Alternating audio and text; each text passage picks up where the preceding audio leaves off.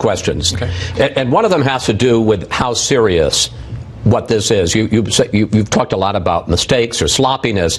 Horowitz concludes 3 separate teams made significant errors in 4 separate FISA applications on one of the FBI's most significant cases. I mean, the investigation of President Trump and his campaign. He was Trump. I have to keep correcting you. President Trump was not being investigated. His campaign was not being investigated. 4 Americans, 2 of whom were no longer associated with the campaign, were being investigated. Okay. He was asked how he explains it. Horowitz, here he is.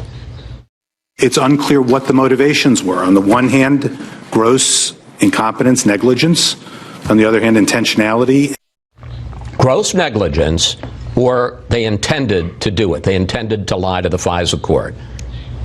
You were in charge during a lot of this, sir. Yeah, and in fact, you signed the FISA applications.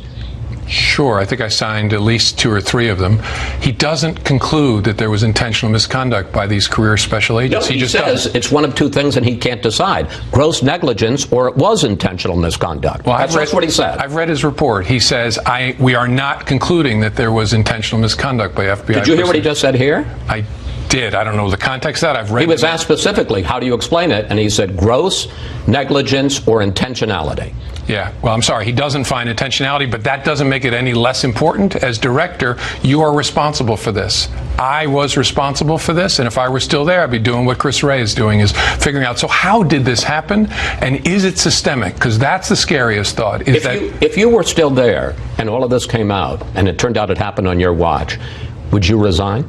No, I don't think so. There were mistakes I consider more consequential than this during my tenure, and the important thing is to be transparent about it, and then look to fix it and explain to the American people how you fix it. A couple of final questions.